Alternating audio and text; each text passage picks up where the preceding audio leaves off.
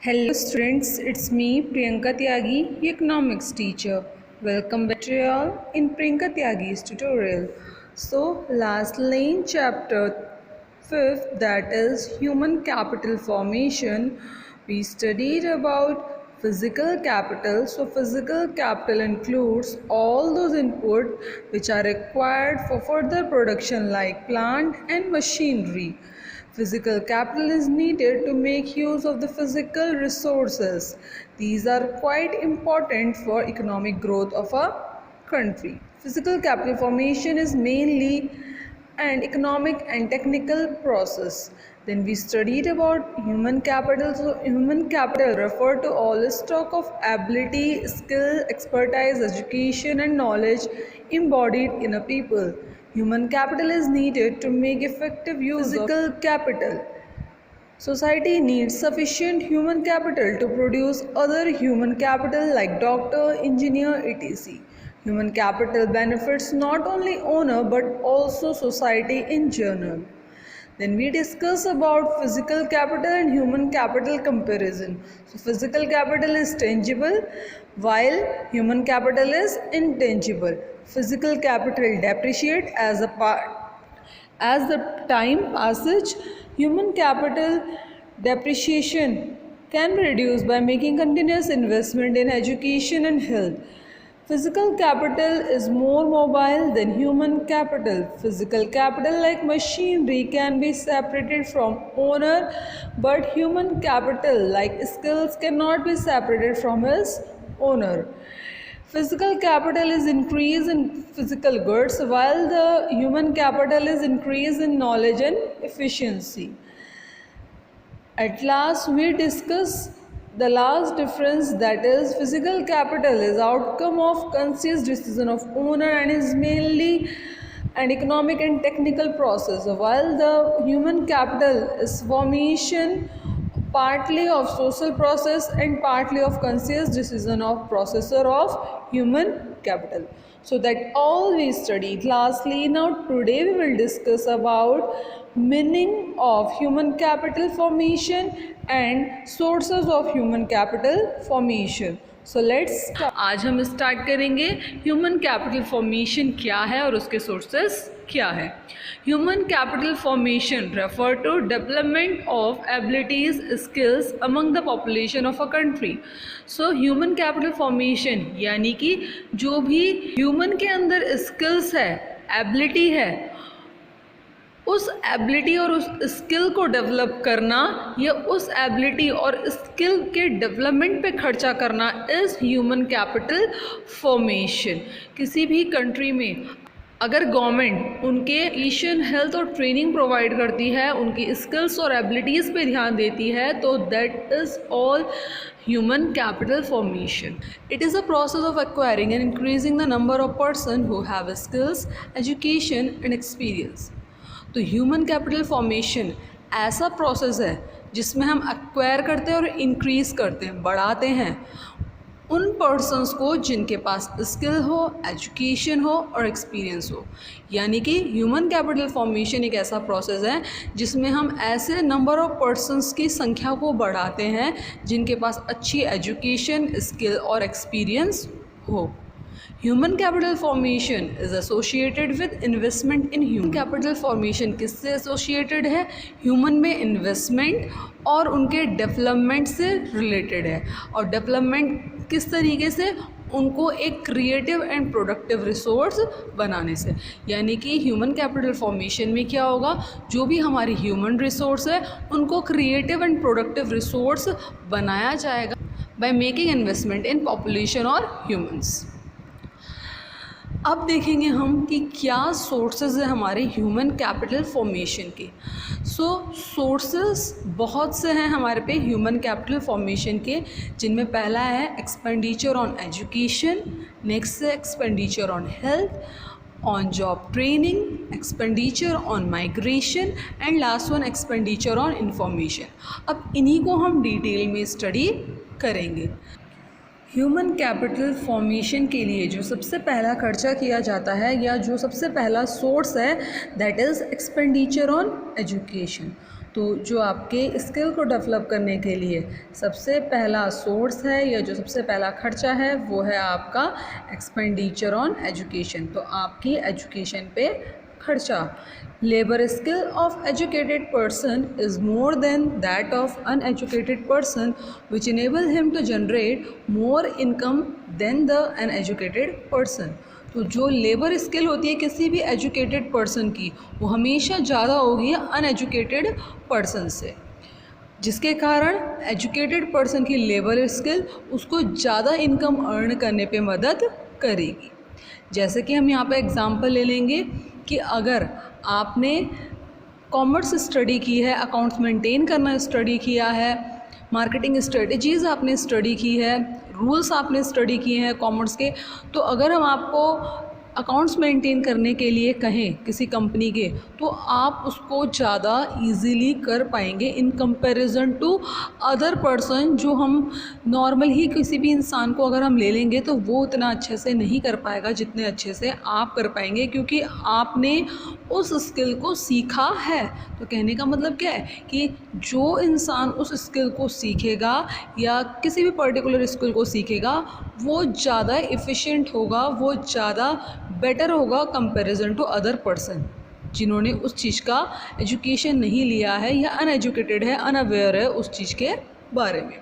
तो educated person हमेशा ज़्यादा अर्न करता है in comparison to uneducated person, या फिर एजुकेटेड पर्सन की जो लेबर स्किल है उसे ज़्यादा अर्न करने में हेल्प करती है in comparison to uneducated person की skills. Spending on education by individual is similar to spending on capital good by a company.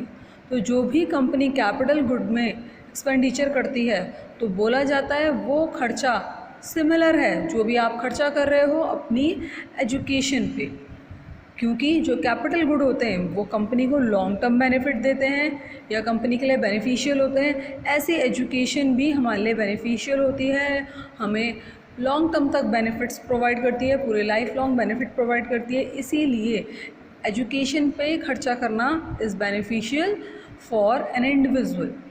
अब देखेंगे education contribute to economic growth because. अभी कुछ पॉइंट्स है कि कैसे एजुकेशन इकोनॉमिक ग्रोथ में helpful है। तो पहला पॉइंट है education confer higher earning capacity of people. तो एजुकेशन के कारण क्या होती है, किसी भी इंडिविजुअल को हायर अर्निंग होती है। दूसरा, it gives better social standing and pride. अच्छे पढ़े लिखे होंगे तो बेटर सोशल स्टैंडिंग मिलेगी, प्राइड मिलेगा। It enable one two make better choice in life. Better choice इंसान कर सकता है अपनी लाइफ में अगर उसके पास अच्छा पैसा है, अच्छी अर्निंग है, अच्छी एजुकेशन है तो। It provide knowledge to understand the change taking place in the society. Educated अगर हम होंगे तो हम डिफ्रेंशिएट कर पाएंगे क्या क्या चेंज अच्छे हैं, क्या चेंज बुरे हैं, क्या चेंज हो रहे हैं, उनको हम डिफ्रेंशिएट कर पाएंगे, उनको समझ पाएंगे। It is also stimulate innovation. Educated person हमेशा एक न्यू आइडियाज़ को स्टिमुलेट करता है, इनोवेशंस वो करता है। It facilitate adaptation to new technology. अगर आप एजुकेटेड होंगे तो किसी भी नई टेक्नोलॉजी को आप इजीली अडेप्ट कर सकेंगे। तो ये हमने देखा expenditure on education. Expenditure on education यानी कि क्या क्या खर्चा आप एजुकेशन में कर रहे हैं, जो कि एक क्या है, सोर्स है आपके ह्यूमन कैपिटल फॉर्मेशन।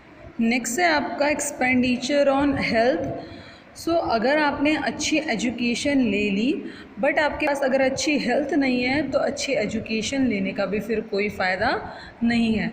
जैसे मान लीजिए आपको अकाउंट्स का नॉलेज तो है, आपको कैसे अकाउंट्स मेंटेन करने हैं उसका नॉलेज तो है, बट अगर आपकी हेल्थ ही सही नहीं रहेगी तो आप कैसे अपने वर्क के लिए रेगुलर रहेंगे, रेगुलरिटी रहेगी आपके काम के लिए।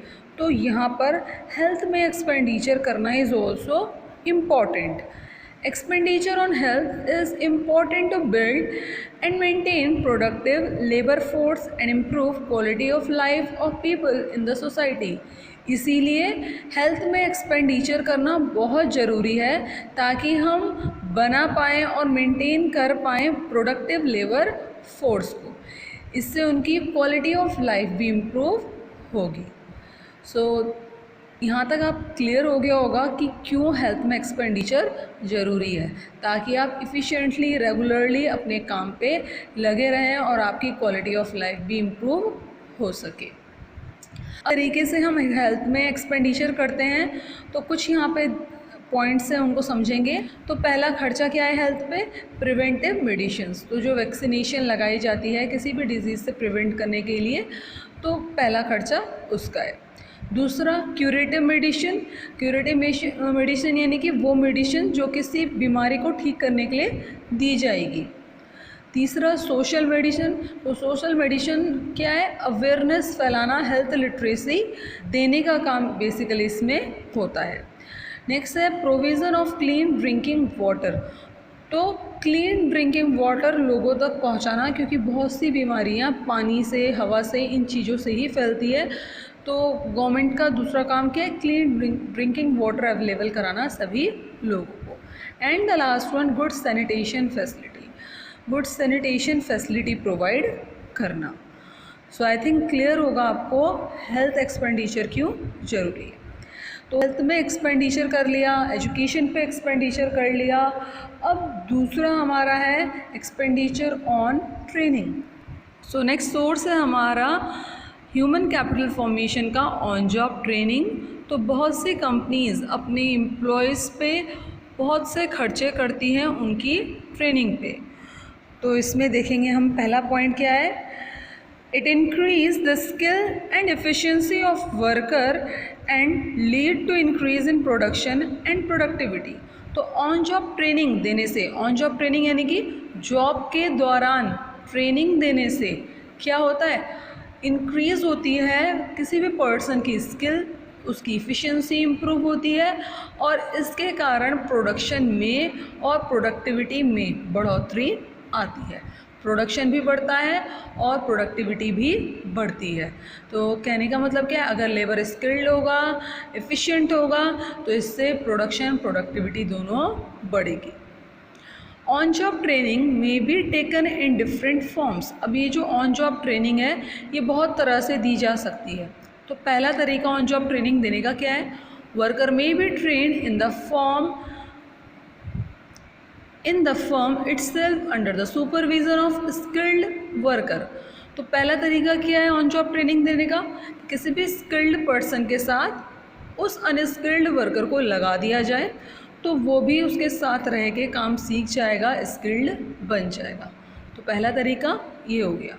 दूसरा तरीका क्या है? Worker may be send for off campus training. तो ऑफ कैंपस ट्रेनिंग यानी कि जहाँ पे वो काम कर रहा है उसे वहाँ पे न रख करके उसे कहीं और भेज दिया जाए ट्रेनिंग के लिए, जिससे कि वो स्किल्ड और फिर कंपनी के डेवलपमेंट में या कंट्री की प्रोडक्शन एक्टिविटी में हेल्प करे। तो दो तरीके से ट्रेनिंग दी जा सकती है। पहला स्किल्ड वर्कर के साथ काम पे रख के, दूसरा उसे ऑफ कैंपस ट्रेनिंग दे करके कहीं और किसी जगह में उसे भेज दिया जाए ट्रेनिंग के लिए, तो भी उसके स्किल इन्हांस हो सकते हैं। तो ये दो तरीके हैं आपके ऑन जॉब ट्रेनिंग के। सो पहला खर्चा हमने देखा एजुकेशन पे हुआ, दूसरा अच्छी सेहत यानी कि हेल्थ पे हुआ, और तीसरा हमारा हुआ ऑन जॉब ट्रेनिंग पे। और अब हमारा जो चौथा खर्चा है that is expenditure on migration. तो माइग्रेशन यानी कि एक जगह से दूसरी जगह जाना ताकि बेटर सैलरी हमें मिल सके। People migrate from one place to another in search of job that fetch them higher salary. तो लोग माइग्रेट करते हैं, मूवमेंट करते हैं एक जगह से दूसरी जगह जॉब को ढूंढने के लिए, ताकि उन्हें अच्छी सैलरी, हायर सैलरी उन्हें मिल सके। Unemployed people from rural areas migrate to urban areas in search of job.